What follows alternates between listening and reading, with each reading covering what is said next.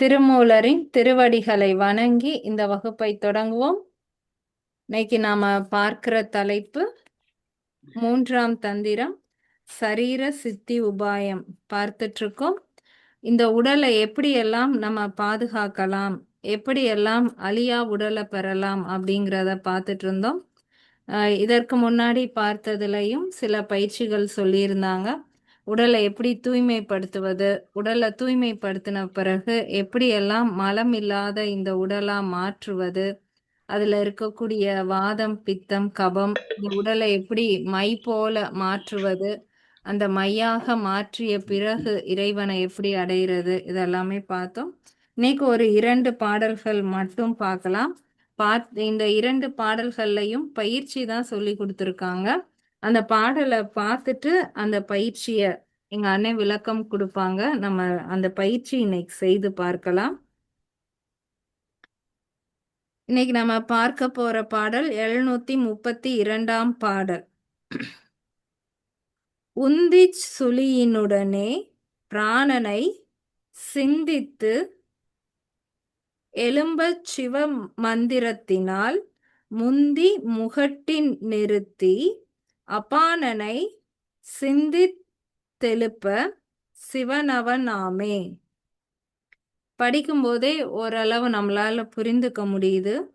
உந்தி சுழியுடனே, உந்தி அப்படிங்கிறது நம்ம உடல்ல இருக்கக்கூடிய அந்த தொப்புள் பகுதியை தான் நம்ம உந்தி அப்படின்னு சொல்றோம்.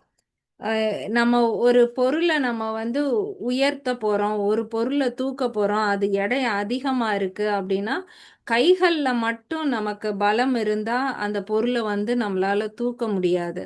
நம்ம அந்நேரம் வந்து நம்மளை அறியாமே வயிற்றுல இருந்து ஒரு ஆற்றலை ஏற்படுத்துவோம். அந்த வயிற்றுல இருந்து வரக்கூடிய எனர்ஜி தான் அந்த பொருளை வந்து லிஃப்ட் பண்ணிவிடும்.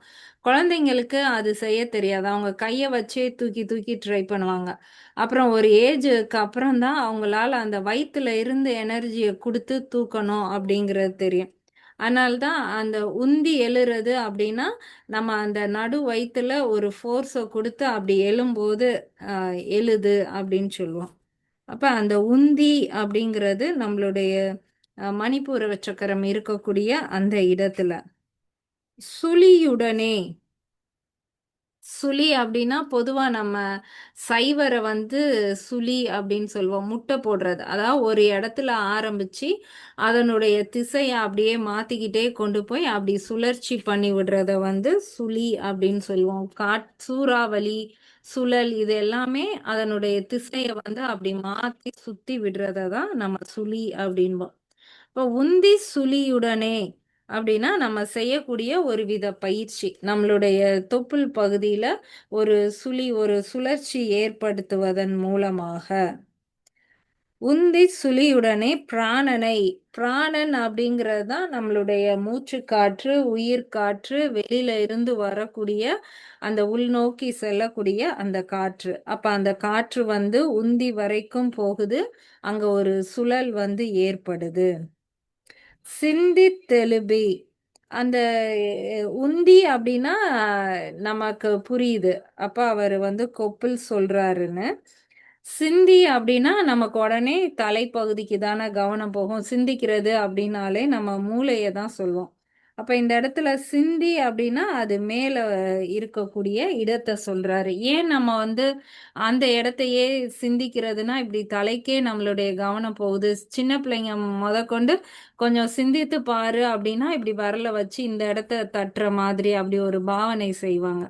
அப்ப சிந்தித்து அப்படிங்கிறது நம்மளுடைய சிந்தனை, சிந்தனை வந்து நமக்கு மேல இருந்து அப்படியே சிந்திட்டு வருது. நம்ம ஏதாவது தானியம் சிந்திருச்சு, தண்ணி சிந்திருச்சு அப்படின்னு சொல்றோம்ல, அப்ப மேல இருந்து அது அப்படியே மெதுவா இறங்கி வருது, அதுதான் சிந்தித்து.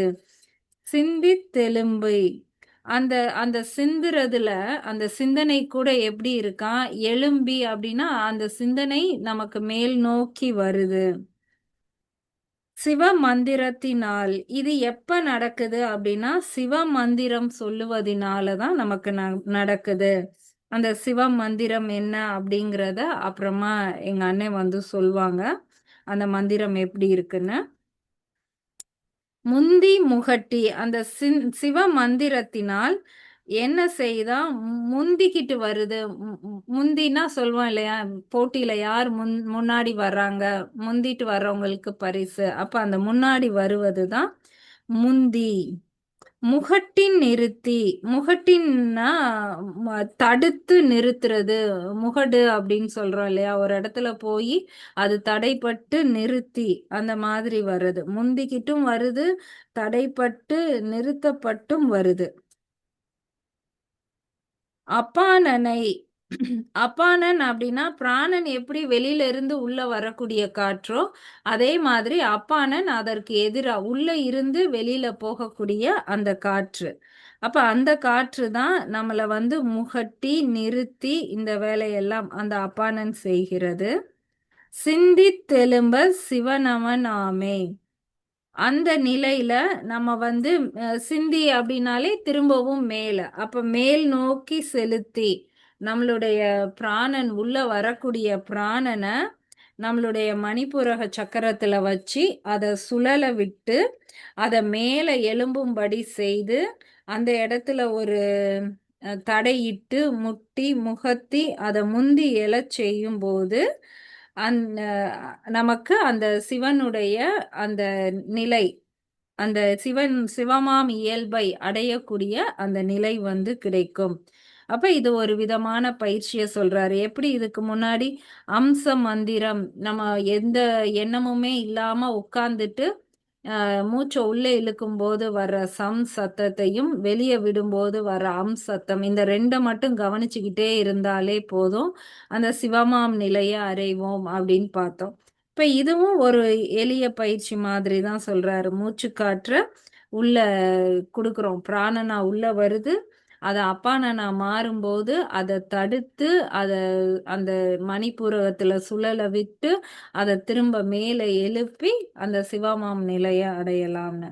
இப்ப இன்னைக்கு இந்த பயிற்சியை வந்து நாம செய்து பார்க்கலாம். இப்ப அடுத்த பாடல் பார்க்கலாம். 733வது பாடல். மாறா மலக்குதம் தன்மேல் இருவிரல் கூறா லிங்கத்தின் கீழே குறிக்கொண்மின் ஆறா உடம்பிடை அண்ணலும் மங்குள்ள கூறா உபதேசம் கொண்டது காணுமே. இப்ப நம்ம முந்தைய பயிற்சி செய்து இருக்கோம், அதுல சிவமாம் நிலைய உணர்ந்துருவோம். அப்ப இந்த இடத்துல என்ன சொல்றாங்கன்னா அந்த நிலையில நமக்குள்ள தோன்றக்கூடிய சின்ன சின்ன மாற்றங்களை பத்தி சொல்றாங்க. மாறா மலக்குதம், மாறா அப்படின்னா மாறாதது, நீங்காதது. என்னைக்குமே ஒரு விஷயம் ஒரு இடத்துல அதே மாதிரி இருந்துகிட்டே இருக்குன்னா மாறாம இருக்கு அப்படின்னு சொல்லுவோம். அது ஒரு நிலையில இருந்து இன்னொரு நிலைக்கு மாறிடுச்சுன்னா மாறிடுச்சுன்னு சொல்லுவோம். இப்ப இந்த இடத்துல மாறா அப்படின்னா எப்பவுமே அந்த இடத்துல அந்த விஷயம் நடந்துகிட்டே இருக்கும், அதுதான் மாறா. என்ன நடக்கும்னா மலம், நம்ம உடல்ல சேரக்கூடிய மலம் வந்து இன்னைக்கு நான் என் உடல்ல எந்த மலமும் இல்ல, நான் கிரியையெல்லாம் பண்ணி நான் சுத்தமா இருக்கேன் அப்படின்னா நம்ம அடுத்து நம்ம சாப்பிட்டாலும் சரி சாப்பிடலைனாலும் சரி நம்ம உடல்ல மலம் சேருவது சேர்ந்துகிட்டே தான் இருக்கும். அப்ப என்னைக்குமே நம்ம உடல்ல மாறாத விஷயம் என்ன அப்படின்னா அந்த மலம் வந்து இருந்துகிட்டே இருக்கும். இப்ப மாறா மலக்குதம் அப்படிங்கிறது நம்ம உடல்ல அந்த கழிவு இருக்கக்கூடிய குதம் அப்படின்னா அந்த இடம், நம்ம உடம்புல முதல் சக்கரம் மூலாதாரம் இருக்கக்கூடிய இடம், அந்த பகுதியை தான் நாம குதம் சொல்றோம். அந்த இடத்தை அதாவது மூலாதார சக்கரம் அப்படின்னு சொல்றதுக்கு பதிலா மாறா மலக்குதம் அப்படின்னு சொல்றார். அதாவது உன்னுடைய உடல் எப்பவுமே மலங்கள் நிறைந்துகிட்டே இருக்கக்கூடிய உடல் தான் அப்படிங்கிறத சொல்றாரு. இரு விரல் மேல், மேல் இரு விரல் அந்த மூலாதாரத்துக்கு இரு விரலுக்கு மேல. அப்ப மூலாதாரத்துக்கு மேலனா சுவாதிஸ்தான சக்கரம் இருக்கக்கூடிய இடத்தை தான் அந்த இரு விரல் மேல அப்படின்னு சொல்றாரு. அப்ப எடுத்ததுமே சுவாதிஸ்தான சக்கரம்னு சொல்லாம மாறா மலக்குதம் மேலே இரு விரல் அப்படின்னு சொல்லி அந்த சுவாதிஸ்தான சக்கரத்துக்கு ஒரு இது கொடுக்கிறாரு. கூரா கூரா அப்படிங்கிறது இந்த இடத்துல என்னால அது எப்படி இருக்கும்னு சொல்லவே முடியல. அத நீங்க உணர்ந்தாதான் உங்களால புரிஞ்சுக்க முடியும். என்னால அத சொல்லி எல்லாம் புரிய வைக்க முடியாது. இப்ப எனக்கு வந்து பல்லு வலின்னா, அத என்னால சொல்லி உங்களுக்கு புரிய வைக்க முடியாது. உங்களுக்கு பல்லு வலி வரும்போது தெரியும் அப்படின்னு சொல்றோம் இல்லையா? அந்த அர்த்தம் தான் இந்த இடத்துல கூரா. அந்த சுவாதிஸ்தான சக்கரத்துல என்ன இருக்கு, அது எத்தன்மையா இருக்கு அப்படிங்கிறத சொல்லி விளங்க வைக்க முடியாது. அத்தகைய அந்த இடம் அப்படிங்கிறது தான் கூரா அப்படின்னு சொல்லியிருக்காரு. லிங்கத்தின் அந்த இடத்துல லிங்க வடிவமாக ஒரு விஷயம் இருக்கிறத சொல்றாரு. அதுதான் சொல்லி புரிய வைக்க முடியாத ஒரு விஷயம். கூரா லிங்கத்தின் கீழே குறிக்கொண்மின். அந்த அப்படி சொல்லக்கூடிய அந்த குறி, அந்த ஆண் குறி, பெண் குறின்னு சொல்றோம் இல்லையா? அததான் வந்து லிங்கத்தின் அப்படின்னு சொல்லியிருக்காரு. அதுக்கு கீழே, அப்ப சுவாதிஸ்தான சக்கரத்துக்கும் கீழே, குறிக்கொண்மின், கீழ் நோக்கி அந்த அந்த இடத்துல நம்மளுடைய உணர்வை குறிக்கும்போது, அதாவது நம்மளுடைய உணர்வு அனைத்தையும் அந்த மலக்குதம்னு சொல்லக்கூடிய மூலாதாரத்துக்கும், அதற்கு மேல இரு விரலுக்கு இடத்துல இருக்கக்கூடிய அந்த கூற முடியாத அந்த லிங்கத்தும், அந்த இடத்துல நம்மளுடைய குறிக்கொண்மின், நம்மளுடைய கவனத்தை கொண்டு செலுத்தும்போது, தியானம் செய்யும்போது, அந்த இடத்துல நம்ம எண்ணத்தை வச்சு தியானம் செய்யும்போது, ஆறா உடம்பிடை. ஆறா அப்படிங்கிறது ஆறா என் மனசு ஆறவே மாட்டேங்குது அப்படின்னு சொல்றோம் இல்லையா? அந்த மாதிரியும் நாம புரிஞ்சுக்கலாம். அந்த இடத்துல நாம பயிற்சி செய்யும்போது ஆறா உடல் அப்படின்னா இந்த உடல் வந்து என்னைக்குமே சாகாத ஒரு உடலாக மாறும் அப்படின்னும் புரிஞ்சுக்கலாம். இல்ல ஆறா உடம்பிடை அப்படின்னா 6 சக்கரங்களை உடைய இந்த உடம்பின் இடையே அப்படியும் புரிஞ்சுக்கலாம். இல்ல ஆறு அப்படிங்கிறதுக்கு நம்ம ரிவர் அப்படிங்கிற பொருளும் இருக்கு இல்லையா? அந்த ஆறு என்ன செய்யும்? ஒரு பெரிய நிலப்பரப்பு இருக்கு அப்படின்னா, ஒரு ஆறு அந்த இடத்துல ஓடுச்சுன்னா, அந்த நிலப்பரப்ப 2ஆ பிரிச்சிரும். இங்கிட்டு ஆத்துக்கு இந்த பக்கம் ஒரு ஊரு, ஆத்துக்கு அங்கிட்டு ஒரு ஊருன்னு அந்த ஆற வச்சு தான் நாம பிரிக்கிறோம். அப்ப இந்த இடத்துல அந்த பொருள் எடுத்துட்டோம்னாலும், ஆறா உடம்பிடை அப்படின்னா, இந்த உடல அந்த ஆறே வந்து 2ஆக பிரிக்கிறது போல. ஆறா அப்படிங்கிறத பிரிப்பு அப்படின்னும் எடுத்துக்கலாம். அண்ணலும் மங்குலே அந்த அந்த மாதிரி நாம உடலை வந்து பிரித்து அக்கு வேற ஆணி வேற நாம பிரித்து பார்க்கிறோம்னு சொல்றோம் இல்லையா? தியான நிலையில நம்ம உடலை இந்த மாதிரி பிரித்து பார்த்து பயிற்சி செய்றோம் அப்படின்னும் புரிஞ்சுக்கலாம். இல்ல இந்த உடலை அழியா உடலா ஆறா உடலா மாற்றுவதற்கு பயிற்சி செய்றோம் அப்படின்னு எடுத்துக்கலாம். இல்ல இந்த உடம்புல இருக்கக்கூடிய 6 சக்கரங்களையும் இயக்கும்படியான தியான பயிற்சியில இருக்கோம். எப்படினாலும் புரிஞ்சுக்கலாம். நம்மளுடைய மனம் இந்த உடலுக்குள்ளேயே இருக்கணும் அப்படிங்கிறது தான் அதற்கான பொருள். ஆறா உடம்பிடை. அண்ணலும் அங்குள்ள அந்த இடத்துல தான் அண்ணலும் இருக்கிறார். அண்ணல் அப்படிங்கிறது சிவபெருமான சொல்றாரு. அண்ணலும் அங்குள்ள கூரா உபதேசம் கொண்டது காணுமே. இந்த இடத்துல கூரா அப்படின்னா அந்த இடத்துல நீ எதுவுமே சொல்ல வேண்டாம், பேசாத அப்படின்னு சொல்றோம் இல்லையா? கூறாமல் அப்படிங்கிறது நீ எதுவுமே பேசாம மௌனமா இருந்தா போதும் அப்படிங்கிறது தான் கூரா உபதேசம்னா மௌன உபதேசம். நம்ம மௌன தீட்சை அப்படின்னு சொல்றோம். அந்த குரு முன்னாடி அந்த சீடன் போய் நிற்கும் போது எந்த சத்தமும் இல்லாம அந்த குரு தன்னுடைய ஞானத்தை முழுவதுமே அந்த சிஷ்யனுக்கு கொடுக்கறது வந்து மௌன தீட்சை. அந்த மாதிரி உனக்கு அந்த இடத்துல ஒரு மௌன உபதேசம் வந்து கிடைக்கும். கொண்டது காணுமே. ஆனா அந்த நிலையில நம்ம இதுக்கு முன்னாடி நம்ம என்னெல்லாம் பார்த்தோமோ, இந்த உடல் எப்படியெல்லாம் இருக்கும், என்னெல்லாம் இன்பம் காணலாம் அப்படின்னு பார்த்தோமோ, அது எல்லாமே அந்த உபதேசத்தை பெற்று நம்மளால காண முடியும். இப்ப இது ஒரு விதமான பயிற்சி நிலையா சொல்லியிருக்காரு. ஆக இன்னைக்கு 2 பயிற்சி சொல்லியிருக்காரு. இப்ப பார்த்த பயிற்சி நம்மளுடைய கவனத்தை அங்க வச்சு நம்ம தியானித்து இருக்கிறது தான் பயிற்சியா சொல்லியிருக்காரு. திரும்ப பார்க்கலாம். மாறா மலக்குதம் தன் மேல் இருவிரல். நீங்காத மலத்தை உடைய அந்த குதம் பகுதியாகிய அந்த எருவாய்க்கு 2 விரல் மேலே கூரா லிங்கத்தின் கீழே குறிக்கொண்மீன். அந்த இடத்தில் சொல்ல முடியாத அளவுக்கு ஒரு இன்பத்தை தரக்கூடிய ஒரு குறியானது இருக்கிறது. அதற்கு கீழே நம்மளுடைய எண்ணத்தை வைத்து நம் தியானம் பயிற்சி செய்கையில் ஆறா உடம்பிடை, இந்த 6 சக்கரங்களை உடைய அழிவில்லாத இந்த உடல், இந்த உடல்ல இருக்கக்கூடிய அந்த 72,000 நாடிகளையும் பிரித்து இயக்கக்கூடிய அண்ணலும் அங்குள்ள அங்க இருக்கக்கூடிய அந்த மிக பெரிய அந்த ஆற்றலை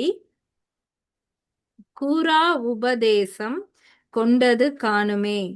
அங்கே நாம் பயிற்சி செய்யும் போது அந்த இடத்தில் ஒரு மௌன உபதேசத்தை நம்மளால் பெற முடியும். அது கிடைத்த பிறகு நமக்குள்ள இருக்கக்கூடிய அந்த சிவத்தை நம்மால் உணர முடியும். இந்த 2 பாடல்களுக்கான விளக்கம் பயிற்சி மட்டுமே இன்னைக்கு போதும்.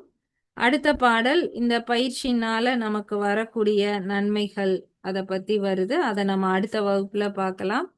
இப்ப இதனுடைய பயிற்சியை எங்க அண்ணன் வந்து தொடருவாங்க.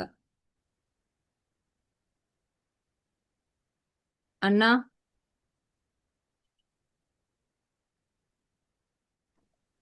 மக்களே வணக்கம். மக்களுக்கு எதுவும் டவுட் இருக்குன்னு இருந்தா கேட்கணும் பிரியா. நான் பயிற்சிக்கு அப்புறம் அப்படியே முடிச்சிடுறேன். அது இருக்கட்டும். சரிண்ணா. எதுவும் பார்க்கணும் இது பண்ணணும்னா சொல்லுங்க. சரி, அப்படி இல்லைன்னா நம்ம பேச ஆரம்பிச்சிடலாம். சொல்லலாம். அப்பப்ப இந்த டெமோ காமிக்கிறதுக்கு நீ கொஞ்சம் தள்ளி நின்னுக்கோ, உட்காந்துக்கோ. சரியா? ரைட். அதாவது நம்ம பண்ணக்கூடிய பயிற்சி வந்து இன்னைக்கு தொப்புளுக்குரிய பயிற்சி. ரொம்ப சிம்பிள் தான். நம்ம பத்மினி மேடமும் இன்னைக்கு ஈஸியா செய்யலாம்.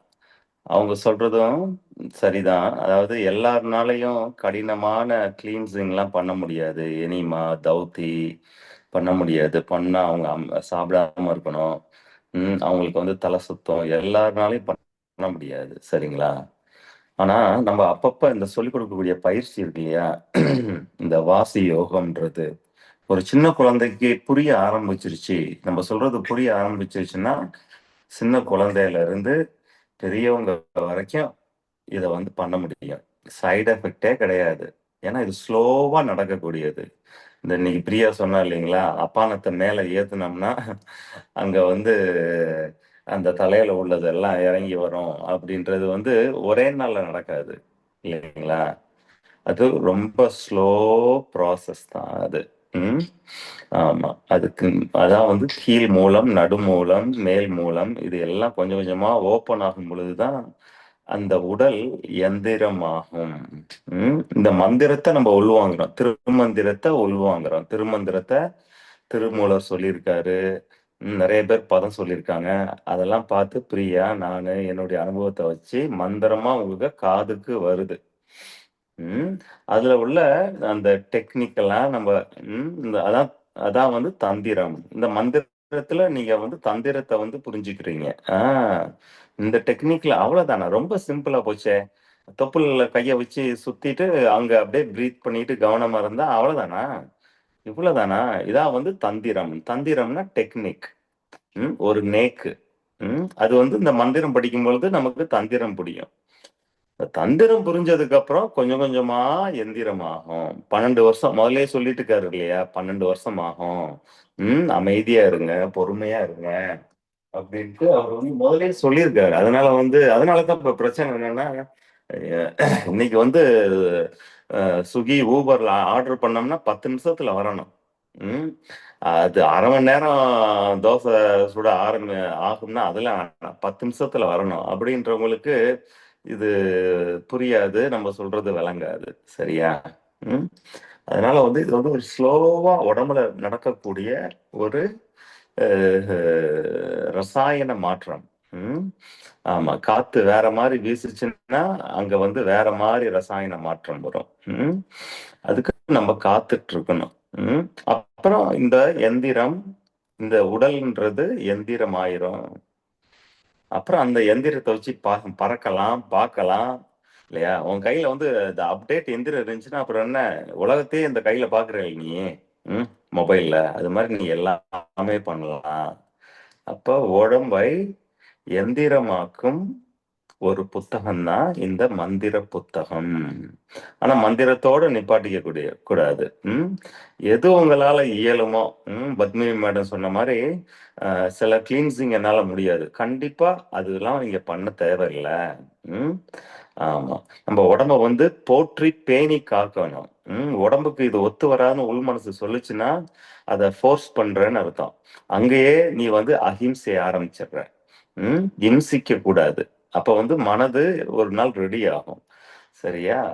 ஆனா வந்து இன்னைக்கு நம்ம சொல்லக்கூடியது, ம், இது வந்து கொஞ்சம் முக்கியமான ஒன்று.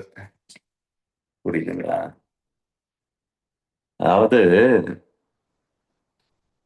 சாம்பசிவம் அப்படின்ட்டு, சாம்பசிவம் அப்படின்பாங்க, சம்போ சிவா அப்படின்பாங்க.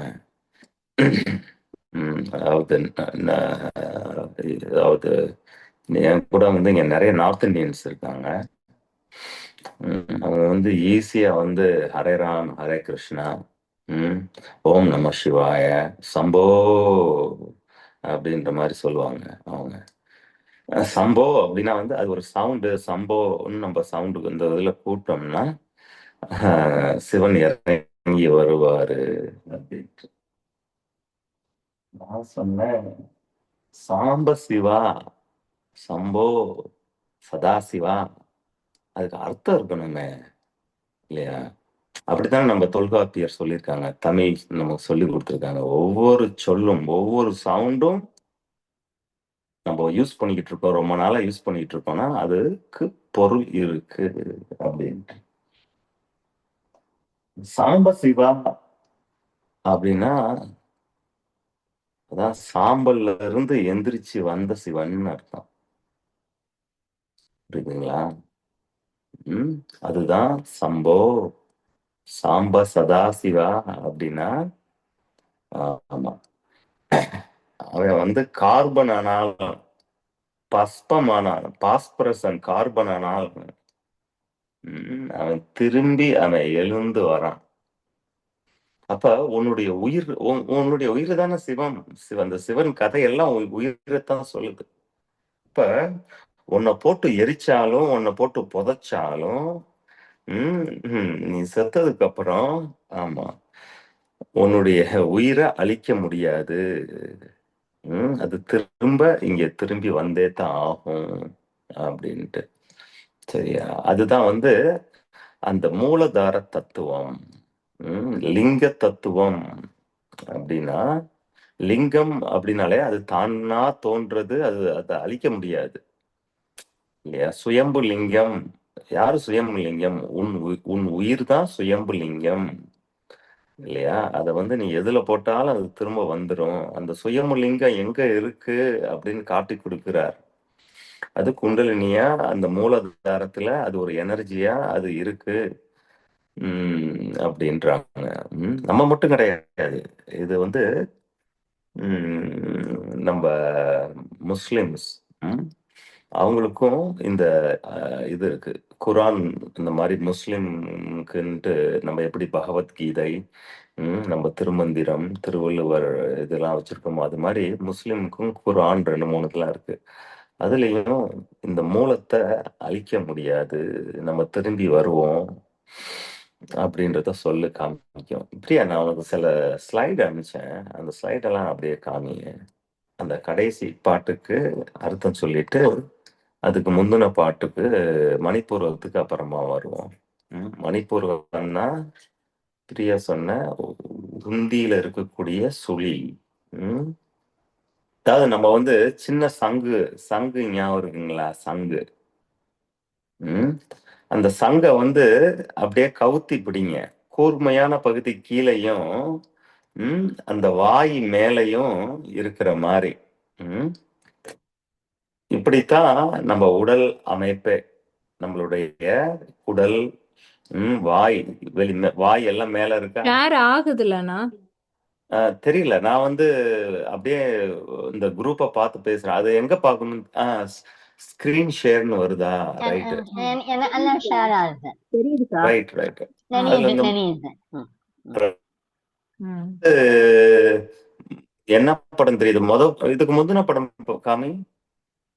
இதான் ஃபர்ஸ்ட் அனுப்பியிருக்க. சரி. இந்த இது அந்த ஒரு டிராகன் ஸ்பைன். அந்த கடைசி அனுப்பிச்சது. சரிங்களா? ரைட். அதாவது பாத்தீங்களா, ஒரு சின்ன ஒரு கடைசியா உள்ள அனுப்பிச்சது. அதான் ட்ரையாங்கிள். இதான் பாருங்களேன். கீழே வந்து ஒரு சின்ன சங்கு மாதிரி இருக்கா? இதுதான் மூலதாரம், அந்த ஸ்பைன் முடியக்கூடிய இடம். சரி. முதது நடுவுல இல்லாம அடுத்தது அந்த இது பார்க்கட்டும். அந்த எல்லா ஆங்கிளும் பாருங்களேன், அது எப்படி இருக்குன்ட்டு.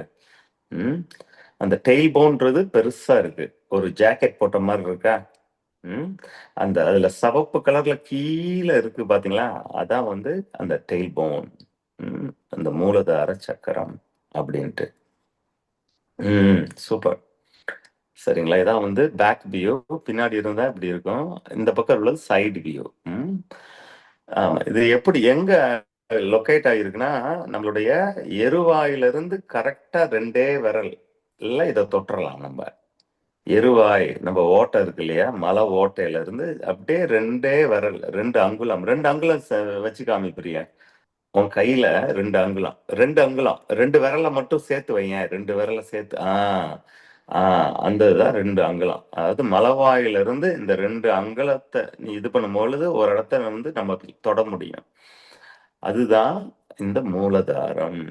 சரி, இப்ப இந்த ஸ்கிரீன் ஷேர்ல அந்த நடுவுல உள்ளதை பாரு. நடுவுல உள்ளதை போடுங்க. நடுவுல உள்ளதை நல்லா ஜூம் பண்ணிக்காமி. இந்த டிராகன் எல்லாம் கூட விட்டுரு. டிராகன்ன்றது பாம்பு மாதிரி, அதை விட்டுரு. ஆமா. ரைட். இப்ப இந்த இந்த டிஷ் மாதிரி ஒன்று இருக்குல்ல பிரியா, மணிப்பூரகத்தையும் அந்த இதை அப்படியே நோட் பண்ணிக்காம. இங்க கீழே மூலதாரம் இருக்கா? ஆமா. இந்த மூலதாரத்திலிருந்து ஒரு பைப்பு மேல போகுது பாருங்க, அப்படியே மேல போகுது. ஆமா, அந்த ப்ளூ கம்மியோட மேல கொண்டு போ. மேல உள்ள சக்கரத்தை காமி. சரிங்களா? இது மேல போகுது, புரியுதுங்களா? ஒண்ணு வந்து அந்த சிவப்பா இருக்கிறது வந்து, ஆமா, அந்த மணிப்பூர் வரைக்கும் வருதுங்களா? பாருங்களேன். இதுதான் வந்து சூரிய கலை அப்படின்னு நம்ம வச்சுக்கலாம். சிவப்பா இருக்கிறது. அதாவது ஜூம் பண்ணி காமிக்க முடியல என்ன பிரியா? ஜூம் பண்ணா மொத்தமா ஜூம் ஆகுது. சரி, அது ஒன்றும் மேட்டர் கிடையாது. மக்கள் பார்த்துட்டாங்க, புரிஞ்சுக்கும். புரிஞ்சிடும்.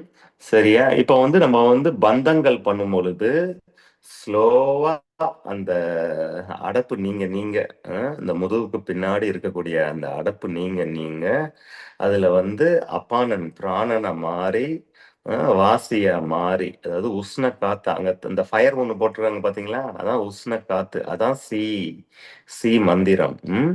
அது உஷ்ண காத்த மாறி அப்படியே அது தலைக்கு சிரசுக்கு போகும். இதுக்கு 4ல இருந்து 12 வருஷம் ஆகும். புரியுதுங்களா?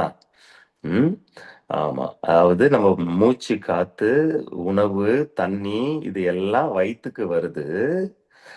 அது எல்லாம் பிராணனாகி வெளியே போயிருது.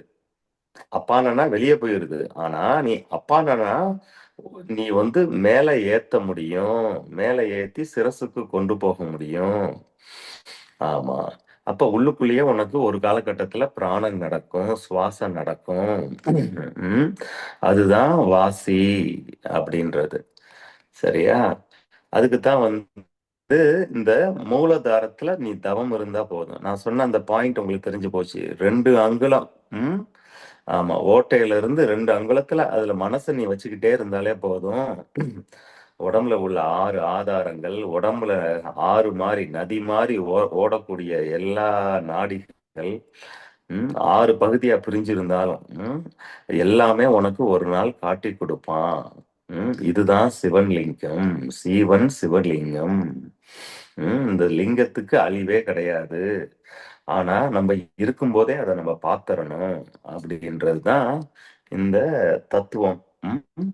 அது உங்களுக்கு எளிதா புரிஞ்சிருக்கும்னு நினைக்கிறேன். ஆமா. ஒருவேளை நான் அந்த அந்த அந்த படத்தை மட்டும் நான் உங்களுக்கு எடுத்து போட்டிருக்கணும்.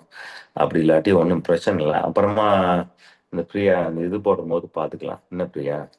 ம் ம் சரி, ரைட். அவ்வளவுதான். இந்த இதுல வந்து இந்த பாட்டை முடிச்சாச்சு. சரியா? ரைட். இதை வேணா க்ளோஸ் பண்ணிரு. ம் இதுதான் நாய் ஓட்டும் மந்திரம்னு சொல்லுவாரு. நாயை எப்படி ஓட்டுவோம் நம்ம? சி போ சி அப்படின்னு தானே விரட்டுவோம். இதுதான் சிவமந்திரம். சிவமந்திரமே நாய் ஓட்டும் மந்திரம். அப்ப நம்ம எக்ஸேல் பண்ணும் பொழுது அப்படியே மேல் நோக்கி போகும். சரிங்களா? அப்ப இந்த மணிப்பூரகத்துல இருக்கக்கூடிய தடையை நீக்கிட்டு சுவாசத்துல வந்து சீர்படுத்திட்டு அந்த நாய் ஓட்டும் மந்திரம் சிவமந்திரம் செய்யணும். சரிங்களா? அதுக்கப்புறம் நீங்க படுத்துக்கிட்டு அந்த மூலதாரத்தை அந்த அந்த இடத்த நீங்க பாத்துக்கலாம். படுத்துக்கிட்டு பண்ணலாம், நின்னுட்டு பண்ணலாம். ஆனா இந்த வல சுழற்சியை வந்து உக்காந்துக்கிட்டு எப்படி பெரிய பத்மாசனம் போட்டுக்கிட்டோ சித்தாசனம் போட்டு உட்காந்துருக்காளோ இதே முறையில தான் நம்ம பண்ணியாகணும். சரியா மக்களே? உங்களுக்கு ஏதாவது டவுட் ஏதாவது இருந்தா சொல்லுங்க, கேளுங்க. ஆனா பயிற்சியில வந்து நீங்க பண்ணதுக்கு அப்புறம் வந்து புதன்கிழமை நம்ம பார்க்கலாம். புதன்கிழமையும் ஃப்ரீ தான் நம்ம.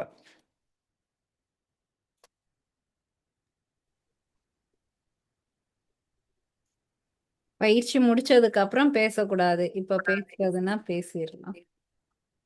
ஆமா. ம் சரி சரி சரி பிரியா.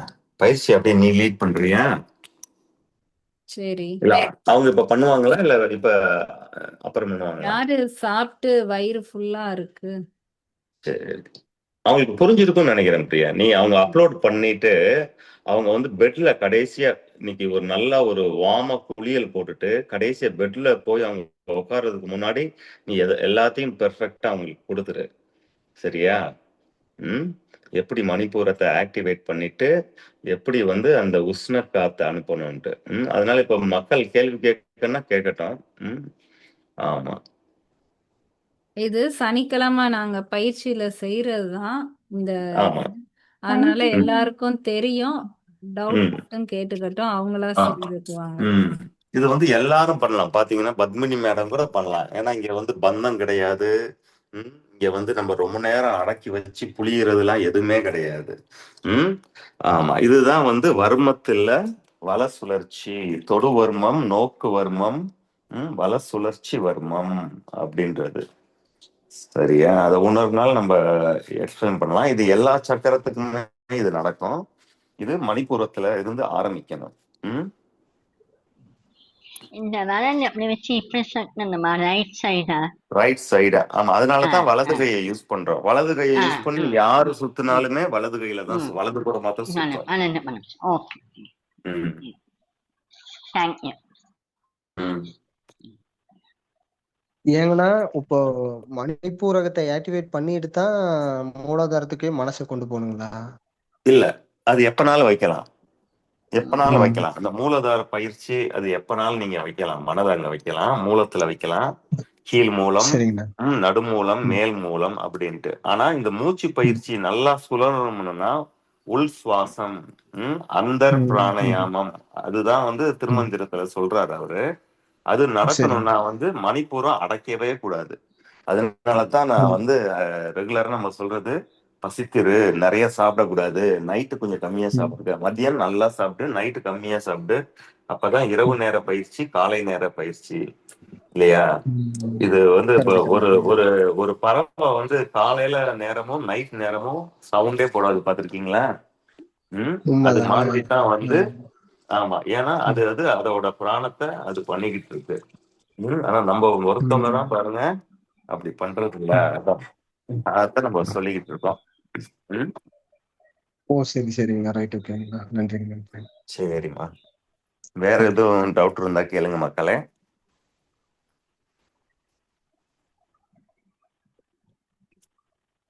ஓரளவு புரிஞ்சிருக்கும்னு நினைக்கிறேன். நீங்க இந்த பாடலை நீங்க சும்மா நீங்க படிச்சு பார்த்தாலே, இப்ப நம்ம பதம் ஓரளவு தெரிஞ்சிருச்சுங்களா? பதம் தெரிஞ்சதுக்கு அப்புறமும் அந்த பாடலை ஒரு நாள் நீங்க அந்த நைட் அப்படியே படிச்சு பாருங்களேன். அது ரொம்ப ஈஸியா புரியுற மாதிரி இருக்கும். ஒருத்தவங்க அதை பத்தி விளக்கி சொன்னதுக்கு அப்புறம் அந்த படத்தை வந்து நம்ம நல்லா பாக்குறோம் இல்லையா? அந்த படத்துல புரியாத சீன்லாம் புரியுது இல்லையா? அது மாதிரி அந்த இது தெரிஞ்சதுக்கு அப்புறம் அப்படியே மூடிடாம அப்படியே இந்த 2 சைடுல சும்மா படிச்சு பாருங்க, ரொம்ப இயல்பா புரியும். ம். அது அழகா அந்த மாறி மாறி எதுக மோனையில 2 வார்த்தையா போட்டு இந்த 8 வரியில அழகா எழுதியிருப்பாரு. அதை அனுபவிச்சு பாருங்க. ம். சரி பிரியா, போதும் பிரியா. அப்பதான் அவங்க வந்து அப்படியே மனது சாந்தமா ஒரு குழியில போட்டு கம்மியா சாப்பிட்டுட்டு கொஞ்ச நேரம் கழிச்சு பயிற்சி பண்ணுவாங்க. ம். ம். சரி, அதாவது ஒரு குழந்தை தாய் வயித்துக்குள்ள எப்படி சுவாசிக்குதோ அது மாதிரி நமக்கும் ஆழ்ந்த தூக்கத்துல நமக்கு அந்த சுவாசம் நடக்கும். அந்த ஆழ்ந்த தூக்கம் எப்படி நல்லா தூக்கம் வரும்னா, மணிப்பூரகத்துல மூலாதாரத்துக்கு சுவாசம் போனா தான் நம்மளால வந்து அந்த ஆழ்ந்த தூக்கத்துக்கு போக முடியும். கண்டத்திலேயே உனக்கு தூக்கம் நிக்கிறனால தான் உனக்கு கனவு வருது. சரியா? அதனால வந்து இயல்பா உனக்கு தூங்கும் பொழுதே இது நடக்கும். அதனால தான் இது வந்து படுத்துக்கிட்டே பார்க்க வேண்டியது. எப்படி வந்து நம்ம விஷ்ணு படுத்துட்டே விட்டத்தை பார்த்தானோ, இது படுத்துக்கிட்டே பண்ணக்கூடியது. சோம்பேறியா இருக்கிற, ஆனா உனக்கு எல்லாம் புரியுதுன்னா உனக்கு உன்னால பண்ண முடியும் இத. சரியா? அதனால உள்வாங்குங்க. ஏன்னா இது ஒரே நாள்ல நடக்க போறது இல்ல, ஒரே நாள்ல புரிய போறதும் கிடையாது. அதனால உள்வாங்கி நம்ம பொறுமையா சிரிச்சு விரிப்போம். சரி மக்களே. சரி பிரியா. நிறைய பேசிட்டோம்னு நினைக்கிறேன் இன்னைக்கு. ஓம்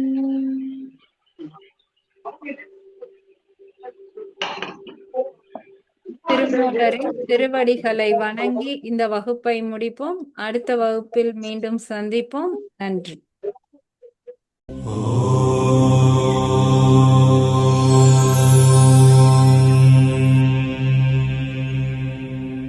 वीडियोस बनाने हैं, फिल्मोरा है ना।